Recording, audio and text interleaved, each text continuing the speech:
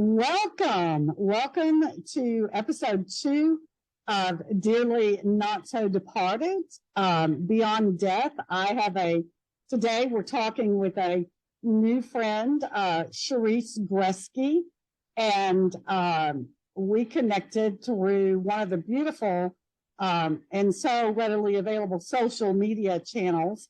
And so we're just going to have a conversation today. Cherise's husband made his transition, wasn't it 15 years ago or something like that? It's 15 years ago this week.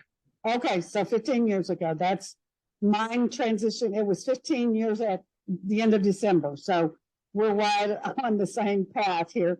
And then your mother, she made her transition. When did she make her transition? She died in July of last year. Okay. So tell me a little bit, who do you want to talk about first, your husband or your mother? Well, my husband is making noise, so I would say they always do. Yeah. He was a larger than life man in many ways. He was 6'4". He was a very large man, and he was loud and proud about everything. I love it. And he passed away a week after his 60th birthday. Okay.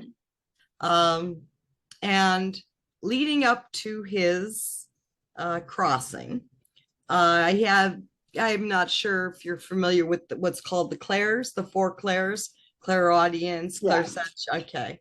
So seeing, hearing, knowing, feeling, and I'm balanced in my intuitive skills. And in November, I felt that we weren't going to be together long, which didn't make any sense. Sure. In December, I heard in my head that it's time to get ready to say goodbye. Again, wow. No sense. But I was okay. I'll see how this plays out. Sure. In January, he was shoveling snow at my mom's house, and I went outside to see how he was doing, and his body was there, but his soul was not. So he was already getting ready. Okay. And in February, we went to celebrate his 60th birthday out in Baltimore, and I lost my wedding ring. Or I misplaced it, if you will, which I never had taken it off in the 15 years I had it. And I just knew that the end of our relationship in some fashion was happening or sure. imminent. And there was nothing obvious. He died from a massive heart attack 5 minutes after I talked to him. Okay. He loved to play practical jokes. Yeah. And the day that he died, I was talking to him on the phone. I hung up. 5 minutes later, the house phone was ringing, and it was his work telling me to get to the hospital this minute. Okay. And as I got into the car, I heard my angels and guides say, he's already here. Wow. And I'm crying, and yet I'm at peace driving in the car. Yeah, I understand that. So I didn't drive like a crazy woman. And it took me half an hour longer to get there than it would normally do with traffic. And I got there. And I had a small sense of anger, not a huge amount, because the Creator prepped me. I mean, 4 months of awareness in its own way. But we had 15 years age difference. He was 15 years older, and we had talked about him dying before me. Okay. So it wasn't a total shock, if that makes sense. Yeah. I mean, there was an awareness. And one of the things we talked about is that whoever went first would stay around in spirit long enough to say goodbye. Well, by the time I got there, I couldn't feel him. And so I was a bit angry with him. Like, you should have waited like you promised me. Why didn't you stick around while you promised me? And it's an important point to be aware, because people want to know why they don't have immediate connection to their loved ones after a death. And it's lots of mediums will tell you, oh, you need to wait 6 months, you need to wait a year before you reach out, because they're not ready. And the truth of the matter is, in my experience, it's not that they're not ready. It's that we're not ready. Yeah, exactly. Yeah. Exactly. Our energy's too deep, too dark, too missing. Yes. Connected to who they were when they were still in the physical, not where they are now. Right. And that's where I was, even though I was prepared for it by spirit. But he was a tremendous practical joker. He loved to play jokes on me. I love that. And so there were lots of signs. I mean, I did find them. I did see them. He used to tease me endlessly about pennies, because I always picked them up. Yeah. And I would bend down, I'd pick up a penny, I'd raise it to the sky, and I'd say, thank you, God, for my abundance. Or if someone came to mind, I'd say, thank you for the sign. Was very open about it.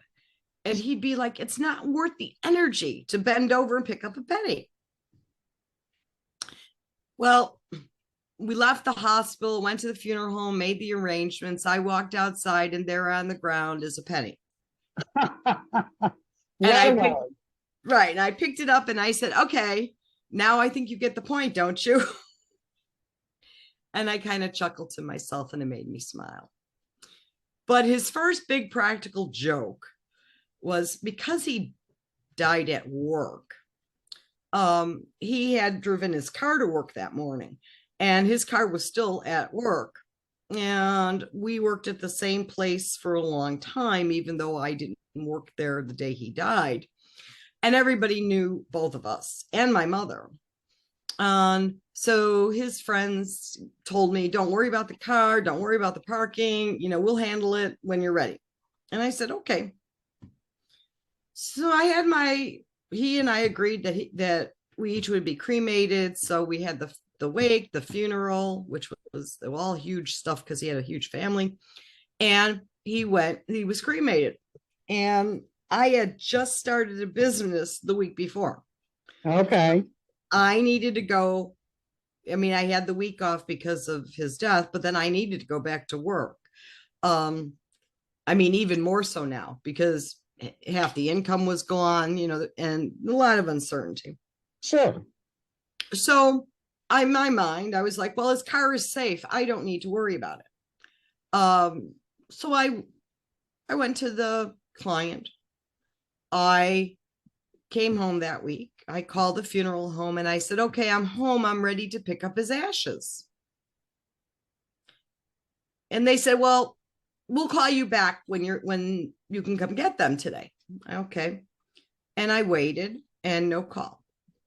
So I called the next day. And I waited and for a message, no call back. And in between those 2 days, one of his friends contacted me and said, should we bring his car home? And I couldn't emotionally get around it yet. Sure. So that was a Wednesday, then Thursday, then Friday. And his brother called and asked me, do I want him to get the car? And I said, well, I've got to arrange for 2 people because somebody's got to drive, Sure. to pick up the car. And I called the funeral home and I said, where is his ashes? And they said, well, we're not sure where they're at. And I said, what do you mean you're not sure where they're at? Well, we know that he was cremated. Oh, no. And we know he's in the urn. But we can't seem to find the urn yet. And I'm going, okay. So besides being distraught, I'm now a little angry about this. Sure. And Saturday, his two brothers called and said, we can go get the car. And I said, well, it's not open today, so we'll have to wait till Monday. All right. I called on Saturday about the ashes. They couldn't find them. Sunday, a funeral home's open on Sunday. I called on Sunday. And Sunday night, I'm really distraught now. And I'm sobbing and I'm sobbing. And I hear his voice in my head go, I will not come home until you bring my car home. And it just kind of stopped me. And I went, what? So I couldn't arrange for it on Monday, but I could arrange for it on Tuesday. So Monday I called the funeral home and asked them where his ashes are. And they said, well, we're still looking. And so Tuesday morning, his two brothers go down and they get his car and they bring it home. And it got home about 11 a.m. They pull up into the drive. And you know where this is going. As soon as they pull up into the drive, the house phone is ringing and the funeral home is telling me, oh, you can come and get his ashes now. There you have it. I just could feel the smugness of him, his whole energy of, I got you even from this side. and they had a sort of, quote unquote, plausible explanation of where the ashes were, but it was just so funny that it doesn't matter. You know good and well that he had his hand in that, period. It doesn't matter what the logical explanation is ever. I love that. That's a fabulous story. Thank you. So then after that, is his communication ongoing? I mean, through the years? Well, through the first year, it was significant. Okay. So as I mentioned about him and the pennies and how much he teased me just endlessly. Okay. Well, he, again, never did anything small. So a month after he passed, it happened that in March, he had asked me to marry him on March 16th. And on March 6th, I had found a penny every single day. Wow. On March 16th, I found 16 pennies. Oh, that's hilarious. And every big date between us and every big date that was important to me at that moment in my life, I was consulting for universities. I was flying all over the country. I was doing projects, and every successful project, I'd find at least 22 pennies that day, because that was how long we were together. And it was like a girl at every kind of point.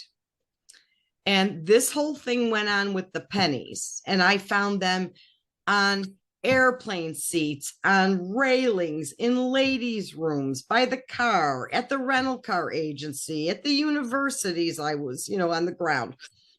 And over a year, I collected nearly $150 worth of pennies. Wow. Wow.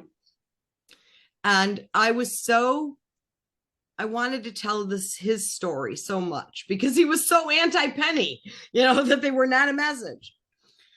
But I really wanted to tell the story. So I went to small groups and large. I presented at Mind, Body, Spirit Expo, which is a national. Yeah, I've heard of that before.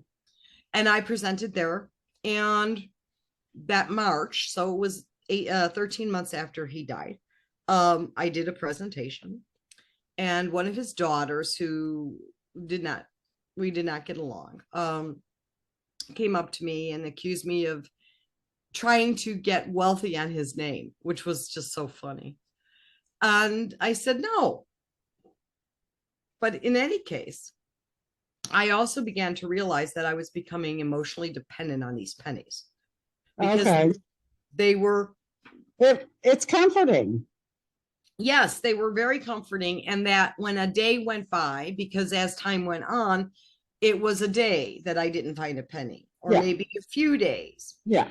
that I was becoming too emotionally dependent on finding those pennies. And so I said, Spirit, I know it's time to let them go. But it seemed sacrilegious to take a can of pennies to the bank and run them through a machine, while giving them to a charitable organization would have been more sacred. What charitable organization wants a, can of $150 in pennies? Sure. So I said, I trust that there's a better way to do something with this. I just don't know what it is. Sure. And I'll let this go. So that happened. I prayed that on Sunday night after this Body, Mind, Spirit Expo. I went to a university on Monday. On Monday afternoon, my mother calls me up, so upset, because she came into my house because she was going to do something. And she went to sit down and watch the TV, and the TV was gone. And it was his television. And I'm like, what do you mean it's gone? She said, the TV's gone. I said, well, what else is gone? Well, his little shrine that I had next to it was in perfect condition. I had a brand new laptop on the table. It was still there. I had $200 in cash still there. Wow. And I said, well, you know what? Go into the bedroom, and you know where I leave the pennies. See if the pennies are still there. And the pennies were gone. So the people who came and took things, took his television. Wow. And his pennies. Okay. And it was like he died all over again. Sure. Sure. I got on the next plane. I flew back home. And they were the only two things that were taken. And I know who took them. And I understood that they were grieving and angry more than I was. I mean, that I had already started moving on. But I still hurt. I mean, it was a physical symbol. So did all the stuff you have to do, fill out the paperwork and all the other stuff. And I sat with Spirit that night, and I said, I thank you for taking care of it. I'm not sure this is what I meant, but it was probably the most stark way. Sure. And in many ways, it would have been what he would have done if he had made the choice. Sure. To have this happen. And I was home for a couple of days, and then and no pennies, no nothing. And I went to get on the plane the next Monday, and there on the seat were 15 pennies. And 15 happened to be the number of years we were married, even though we were together for 22. Okay. So cool. I picked up the 15 pennies, and I held them, and I gave thanks for that. And as soon as the next thing I had to buy, I spent those 15 pennies. I love it. And from that point on, every time I find pennies, I spend the pennies. Yeah. And because I know it's okay. It's perfectly fine. Absolutely. But what a very, you've heard pennies from heaven. So what a great way for him to communicate with you. Well, and he communicates through money often. He does. I don't get the butterflies and the lights, and sure. I hear, but he loved to gamble, and he loved to play the lottery. And he communicates, I win. That's the best I can say. Yeah. Yeah. And don't you feel that he plays a hand in that he's like so lovingly focused on you and having fun in that experience through your eyes?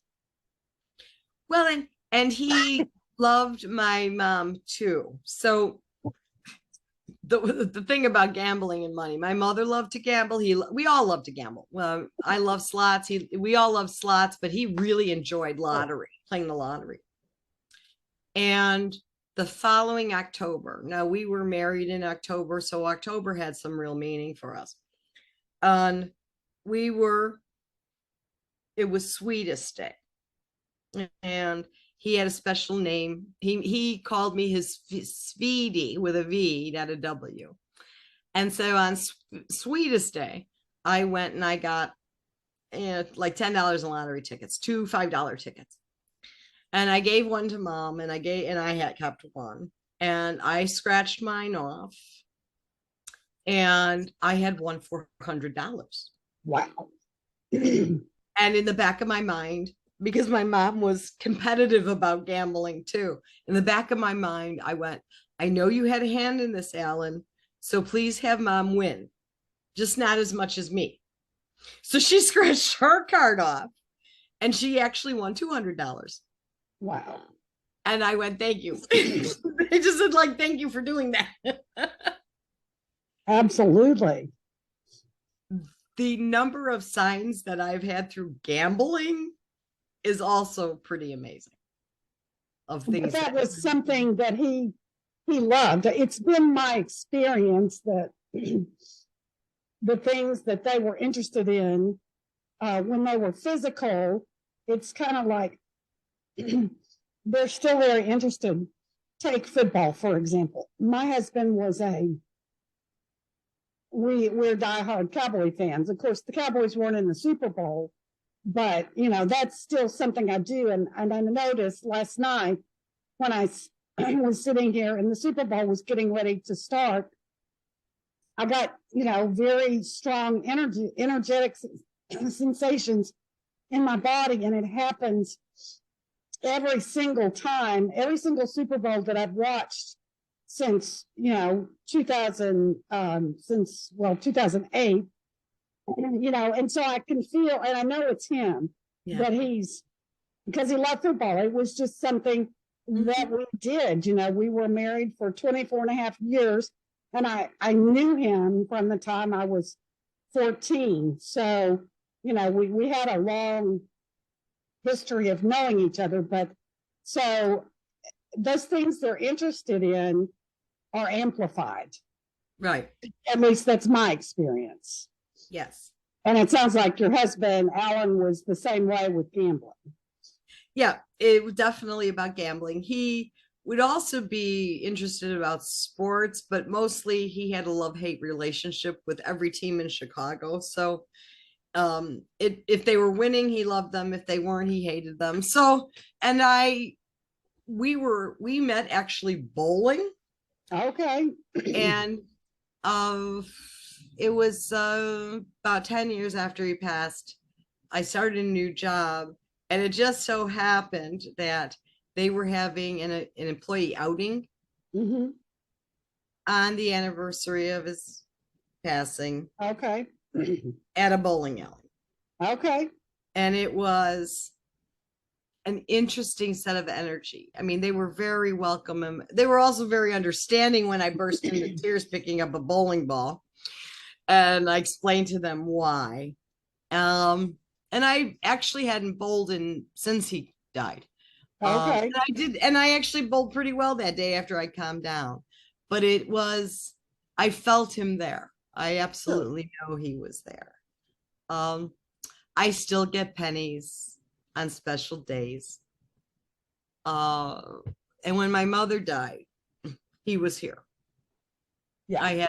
I had no doubt that he was here helping her along with her father and when she crossed. So the thing that I always was open to connection. Yes. And time has only reinforced that openness. Yes. And the learning about, if you're not yearning, but you're learning, you'll connect. Yeah. Yeah. And it's a very unique distinction that many miss and then wonder why they don't have any sense of their loved ones around. Right. Right. And that is truly in my heart of hearts what I hope these sessions will provide, you know, these stories that, again, they'll be heard by those that are wanting to hear this information, and they'll begin to realize that, oh, yeah, you know, or whatever, they'll hear whatever they need to hear in order to help their heart open up, and them to be open to these beautiful connections, because I truly feel that it's something to be celebrated, really, really celebrated. And, you know, there's just, there's endless stories, how they show up today.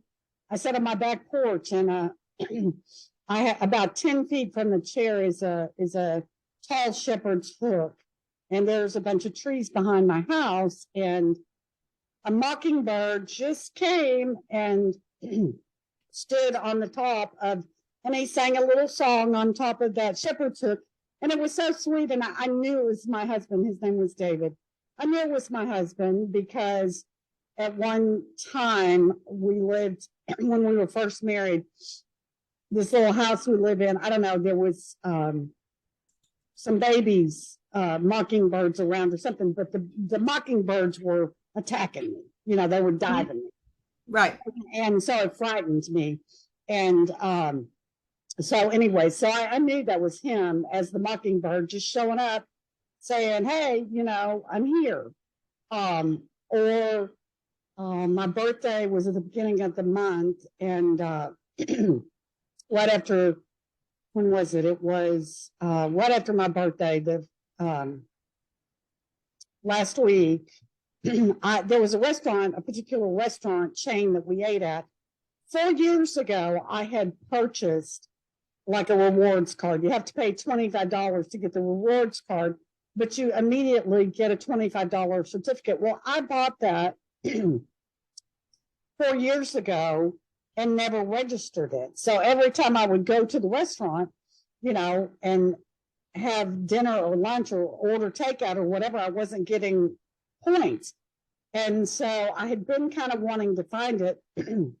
I knew exactly, you know, what it looked like and everything. I remember, and for some strange reason, I think it was on Saturday, Cherise, I went into my office, grabbed a box, and trust me, there are several boxes of paper that need to be sorted and gone through. Most of the crap I don't need that's been sitting in a box for 4 years, for Pete's sake. So anyways, I went into the top of the closet, and I grabbed a box, and I came in here and I set it on my dining room table, and I opened it up and I flipped through a few things on top, and lo and behold, there was that restaurant card.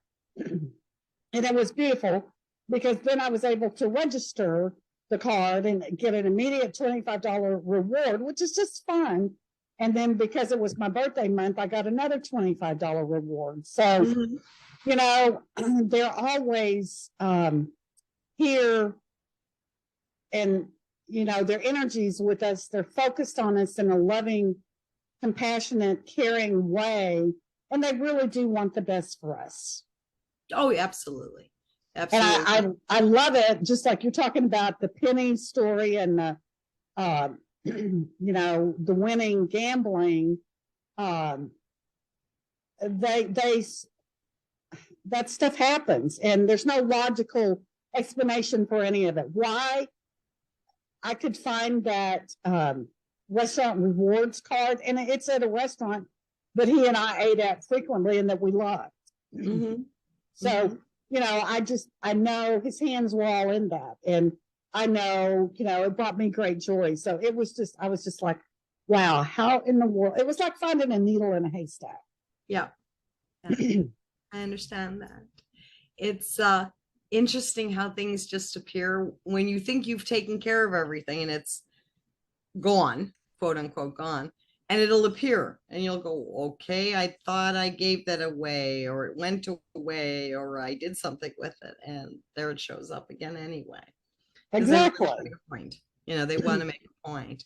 And his energy, because I've really come to peace, and I know that when I call out to him, whether it's physically or emotionally or in my mind, that he answers.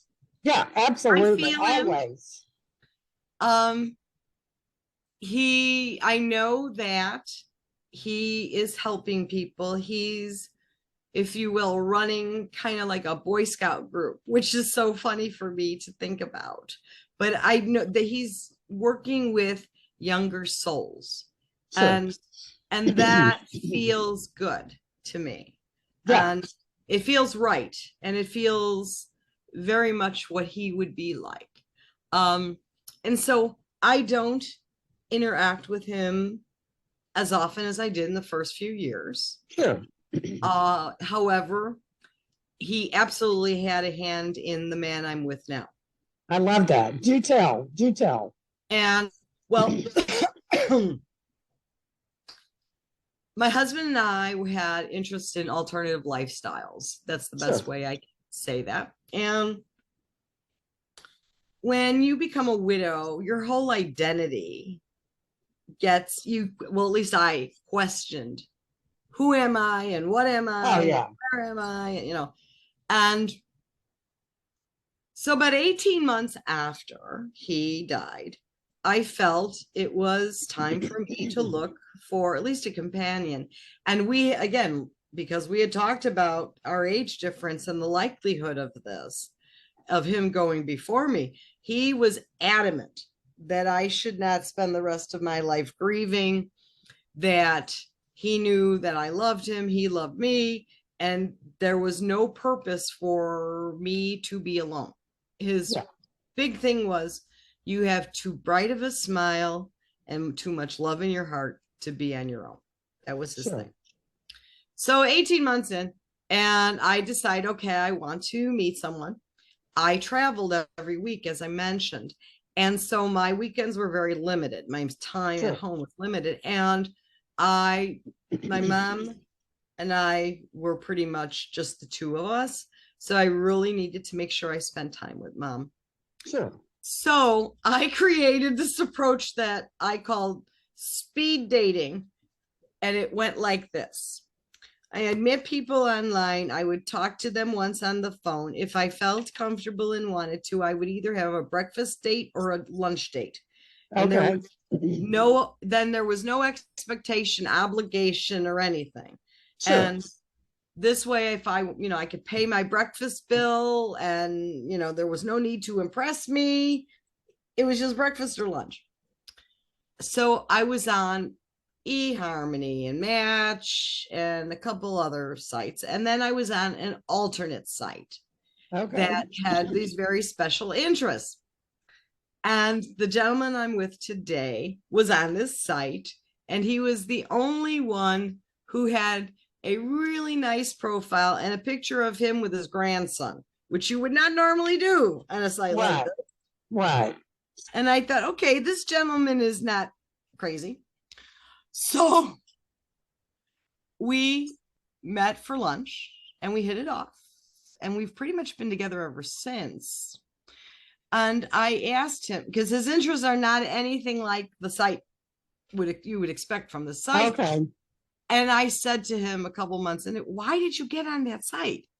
Well, I just really wanted a woman. That was his answer. And I'm like, sure. And we hadn't done anything more than kissing at that point. And I'm like, you were like in the wrong place.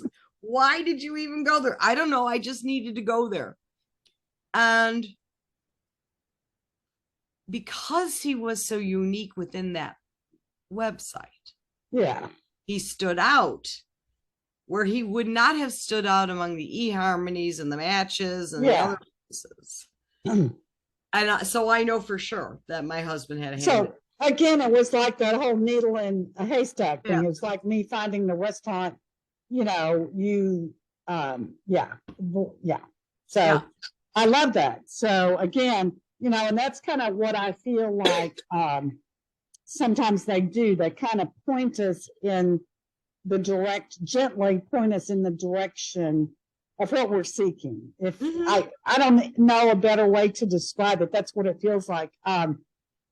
It was like, when was it? It was 2014. Yeah, January 2014. I had been laid off from my job a year prior, and I needed a job. I had just purchased property, and so I needed a job. I didn't, all my money went into buying this place, and so I didn't have a lot of reserve to support myself. So in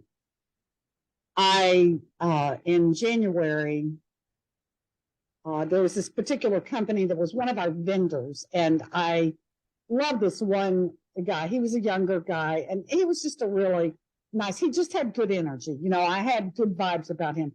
And the company that I worked for at the time, I just was not happy there. And I wanted to make a change. And I had, trust me, earlier in that prior year in 2013, after I went to work there, I had tried, and then I got frustrated because nothing was, I wasn't getting another job. So I just made the best of it. And then in January, for some reason, a day in January, I forwarded this younger guy, forwarded his email address to my home email address. And so I didn't do anything with it right then, but here's the fascinating part of the story, is that at that very time in the new company that I was going to, the person who was in the job that I would get was turning in her notice.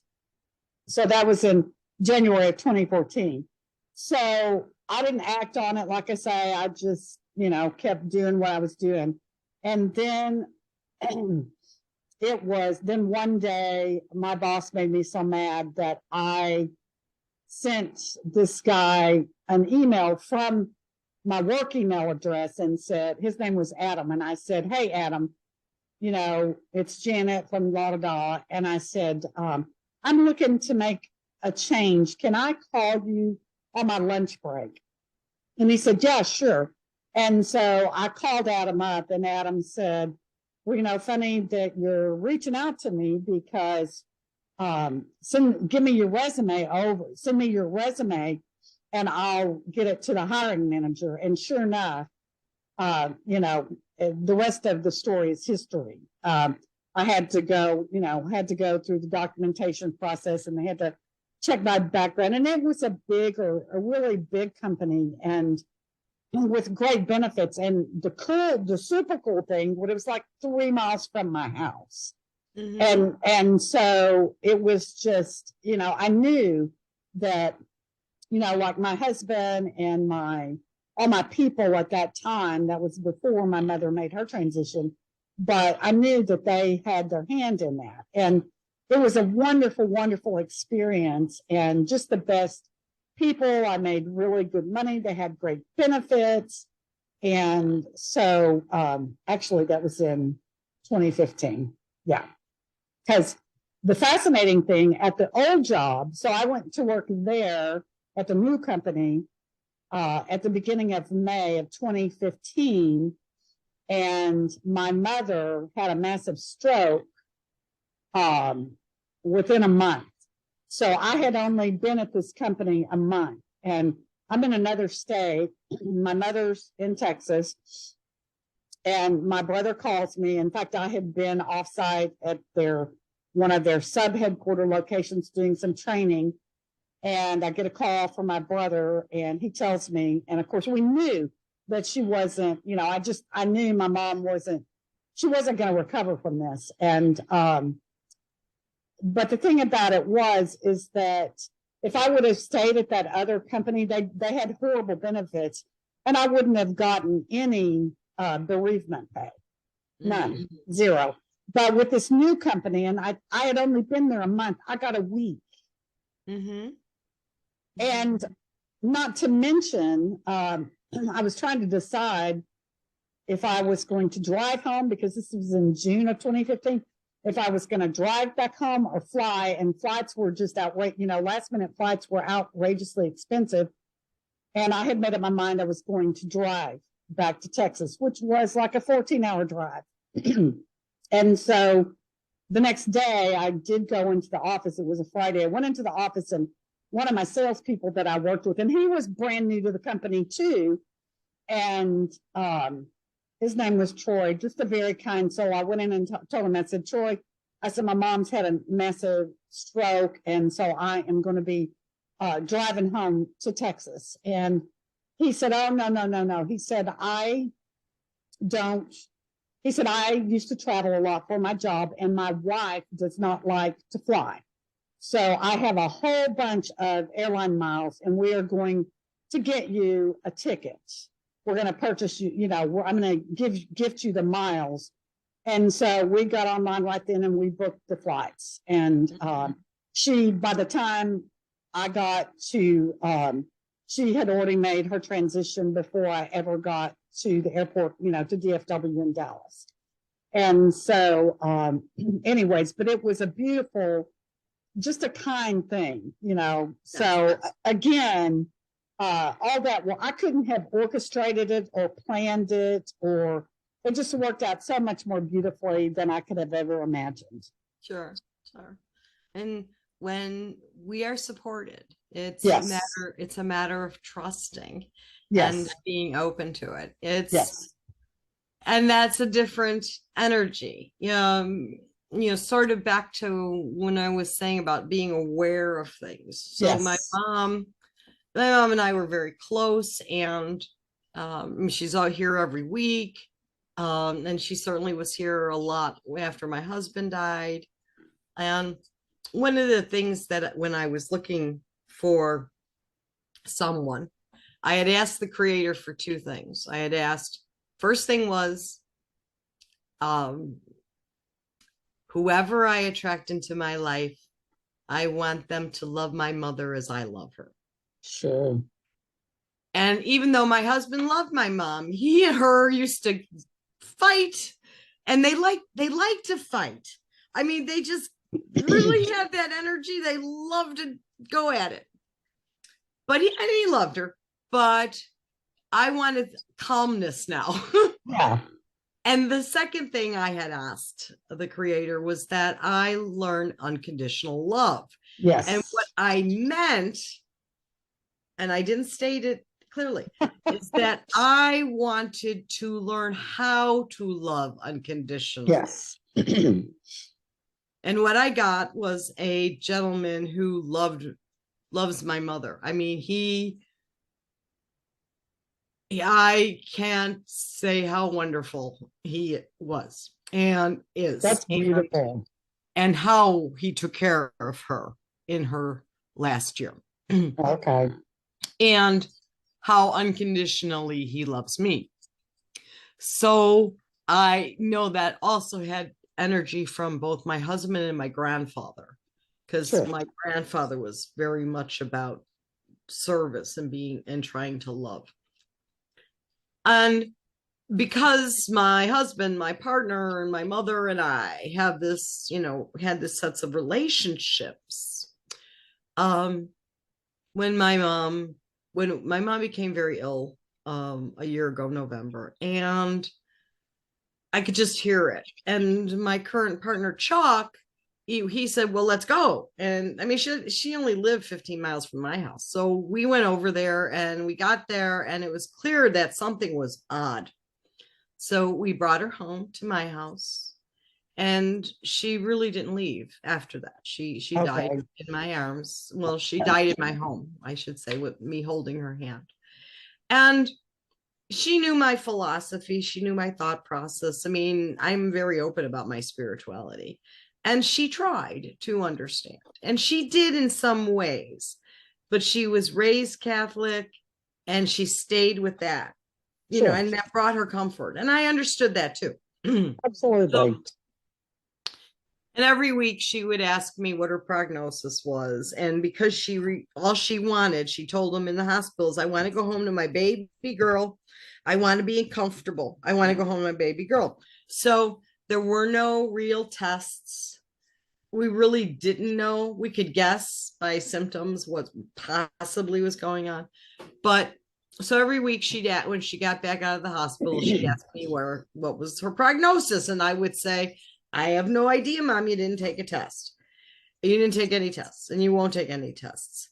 And I wasn't upset with that. I'm all about a person's freedoms. and Yeah. their choice of living and dying. Well, a lot of families won't. They made their parent go for tests because Right. Right. they're afraid. And so what I chose to do is I had one day of discussion with her about it. She was very clear what she wanted. And I went, fine, Mom, I will support you. And when it became really obvious that her body was winding down about 2 weeks before she died, she asked me, what's my prognosis? And I said, Mom, I think you're transitioning. And she looked at me and she knew what I meant. And then I said, the hardest words I ever would say is, Mom, I think you're dying. And it was an interesting change of her energy because she was always kind of edgy. But when I said that, she kind of nodded and she said, yes. And because I was willing to say the hardest word, Sure. it brought her peace. I mean, it was an interesting, there was no dancing around here, which has now prompted me to do what my life's work will now be. But part of this story is that for the last 2 weeks, I mean, we had talked through the period she was here and before that, but we talked more specifically about the death and dying process. Sure. And I prayed Catholic prayers for her and read the Bible and all of that. And even though I don't quite believe the same way. Sure.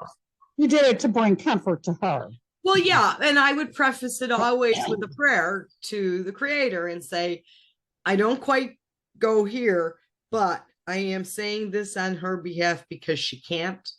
Right. Bring her comfort. That was how I did it. And then right behind that, I would do an angel ritual and I would call in all the angels, and my partner was sometimes here when I would do this. And there was 2 days before she died, I did an angel ritual. And I had told her that grandpa's going to be here and, they're here and the angels are here. And I gave her this whole, list of people and energies that would be here.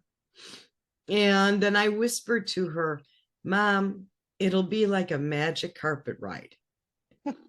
That's and that I will walk with you as far as the Creator and you will allow. And then it will be a magic carpet ride. And then I did an angel ritual out loud. And the room was so bright. And I'm looking at her and I'm looking at my partner and I can see their souls, not their auras, which is very different. Yeah. But I could see their souls and I could describe them. And even in the description, it was incredibly beautiful. And my description was so dim in comparison to the beauty that I could perceive. So, I mean, when I feel it, it brings tears to my eyes, obviously. So anyway, I told her about this magic carpet ride. And when she actually died, I saw a part of her soul leave, which I didn't quite expect. Huh. I mean, I hoped, but I didn't know for sure. So, as I mentioned earlier in our discussion here about how mediums say wait 6 months or 9 months or whatever. Well, I had been reading a book by Mark Anthony. I think it's his last one, called The Afterlife Frequency, where he explains how you can get into the right mindset and heart space to have communications. It's an excellent book. And I had set up a call for as soon as I could, but it wasn't going to be to November. And over the period between the end of from her day of her death through November, I had healed a lot. I had already come to a lot of peace. Sure. And I had talked to a couple of mediums in between, And nothing they told me lots of things that confirmed the interaction, but nothing that was I didn't need comfort because she was like in the room the same day that Yeah. that her body died. She was still here. I mean, there was all these signs and noises and lights and stars and amazing things. So anyway, I almost forgot about this call that I had scheduled, and I got a reminder in the morning, and I went, "Oh my goodness, I have this call." So I got on the call, and he told me things that confirmed it was her, so that was good.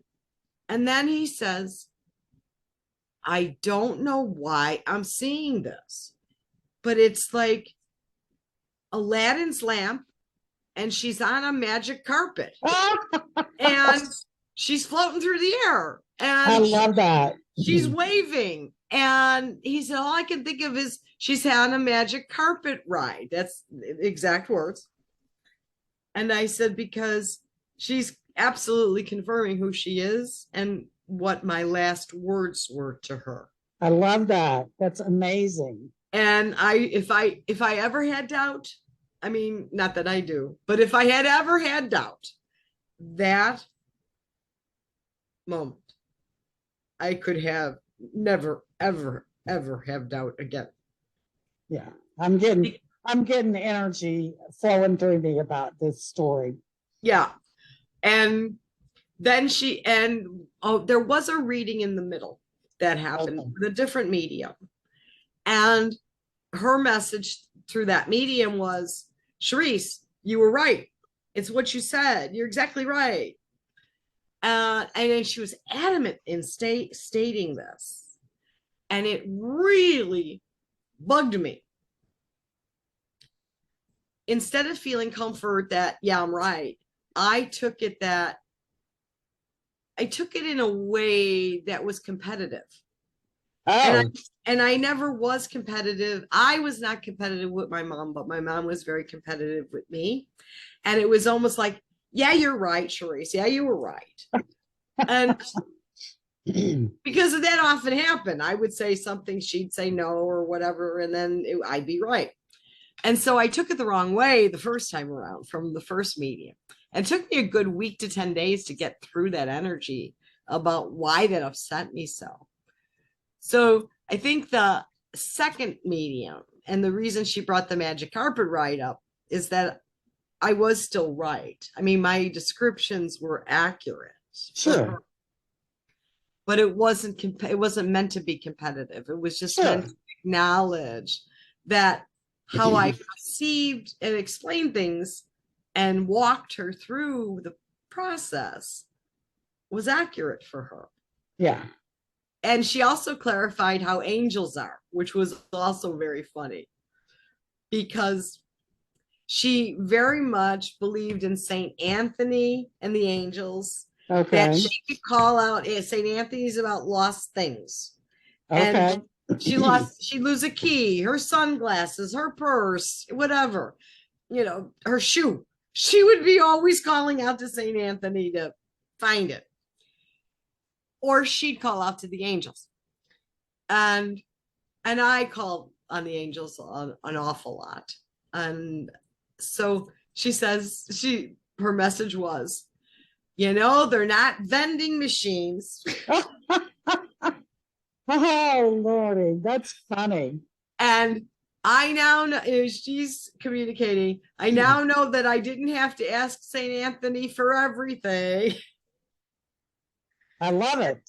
And that was very much her. So like I said, between the magic carpet ride, St. Anthony, angel messages, there isn't any way that I would miss this. I mean, that I could doubt.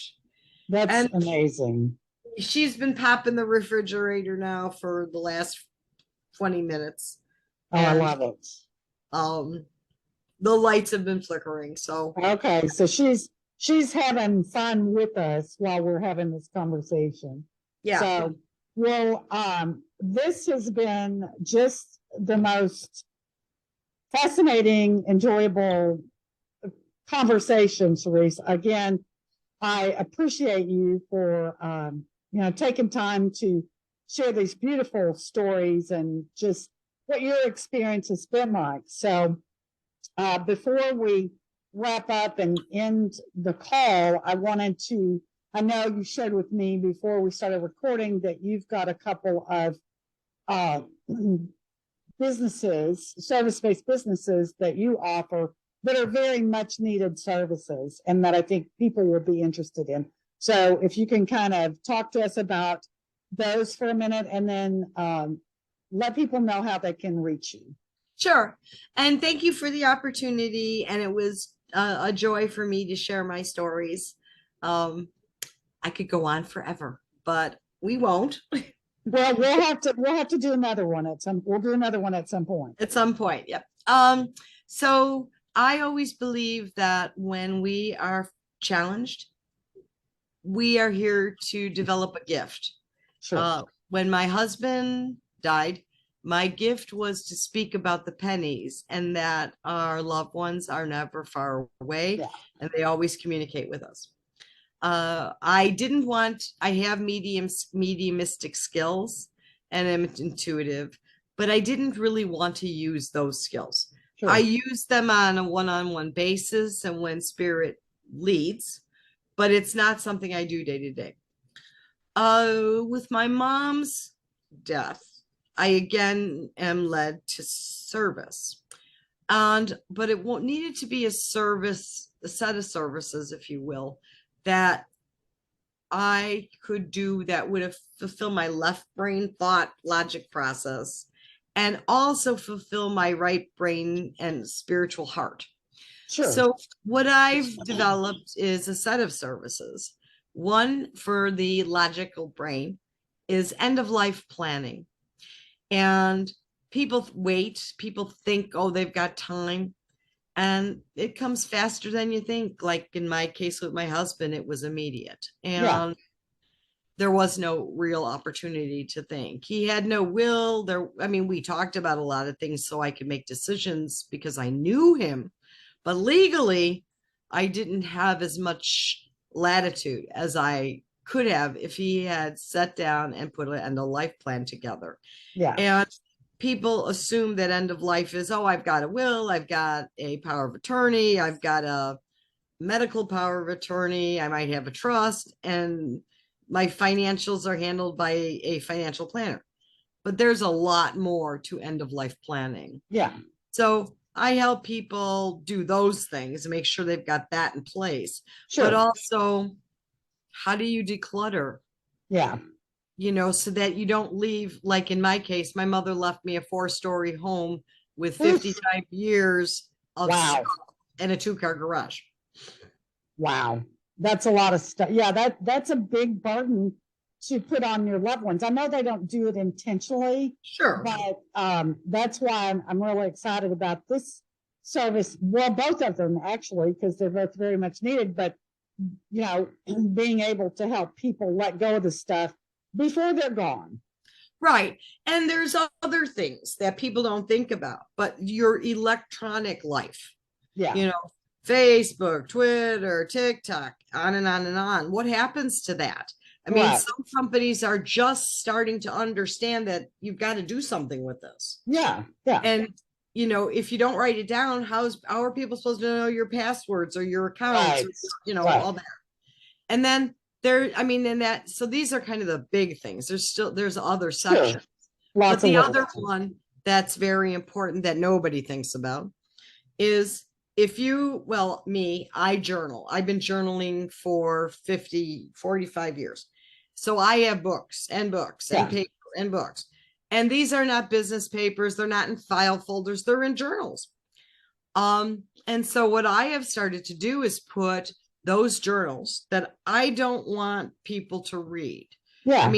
Sometimes, they're private thoughts, like when I got mad at my husband, or, I might be upset with my mother, or, my mother's dead, my husband's dead, but other people I wrote about too, about how I felt. Right. And at the moment I wrote them, it was necessary to get the energy out. Yeah. And sometimes I refer to other sections of those journals for other reasons, but I don't want anybody to go through them when I'm dead. So there's a box that says burn upon death. Yeah. And my executor knows that this box gets burnt. No looking, no sorting, no, you're not going to find a treasure. Right. It's just meant to be honored and burnt. Sure. So it's things like that that people don't even think about, but they Right. become family wounds because you didn't think about what to do with that. Yeah. So that's the left side of the house, left brain of the house. I help people logically come up with that. I help them emotionally and spiritually look at how their last days will look. Sure. How, if they wind up in the hospital, what don't they want to have happen? Like a feeding tube or a tracheotomy or, a power of attorney, even if it's a health one, does not give the person the right to make those choices. Right. It only allows them to make choices when you truly are not able to make them, but you could be alive and somewhat cognizant. You're still mentally active and but you don't always understand. So that's one side. And then the other side is called grief recovery. And it is actually documented program. It's been around for about 40 years about how one can go from loss, because loss is not just the physical death of someone. Like when you were explaining about changing jobs, there is grief there. Yeah, absolutely. Absolutely. But we don't talk about that. And we are taught how to understand loss and grief, and I put that in quotes, when we're really, really small. Yeah, absolutely. And there are 5 myths to how we're taught to understand loss and grief. Yeah. So what this approach does is help people recognize those things. And oftentimes a physical death will trigger unconsciously, subconsciously, feelings of prior losses. People recognize prior deaths showing up. They don't recognize the prior losses showing up. Yeah. So this approach, it sings to my right side, to my spiritual side, to my heart. Sure. So I basically am trying to go from, you're thinking about this is going to happen to you, and it will. No one will ever be able to get away from dying. End of story. Right. And somebody somewhere in your life, whether it's you yourself or your family or your loved one or your spouse, is going to have to deal with this. Yes. Do the loving thing and make the plans. There you go. For your own heart and soul, heal your wounds. Yeah. Yeah, absolutely. And how can people get in touch with you? They can get in touch with me by emailing me at, now I'm gonna have to, because I just changed email things around. So joyfullyembracechange@gmail.com. Okay. And I'm also on Facebook, and they can just Facebook me directly, Cherise Greski. Okay. And I answer direct messages and stuff, and that's fine with me. They can follow me on Facebook. I do pretty regularly post things about death, dying, grieving, end of life planning. Sure. And I'm looking toward probably the end of March to have my full website up. Okay. All right. When you get that up, you can let me know. In the meantime, when I post this, I will put your email address and your Facebook page so that people can, if this is what speaking to them and this is what they're looking for, then, and I'm so happy that you are providing these services, because I just, you're helping people make this not so fun part of life easier. Well, my mission for the rest of my life is to demystify death. Yeah. And embrace the sacredness of dying. Yeah, absolutely. So thank you so very much. This has been fascinating and fun conversation, very informative, and just, it's just, like I say, these are the stories I want to tell. Kind of like what you're saying, to demystify what it's like after our loved ones transition and how they are still communicating with us if we're open. So Absolutely. Janet, thank you so much for the opportunity, and it was beautiful. blessings to your listeners, and be joyful. Absolutely. Thank you, honey. Take care. See ya. Bye. Bye.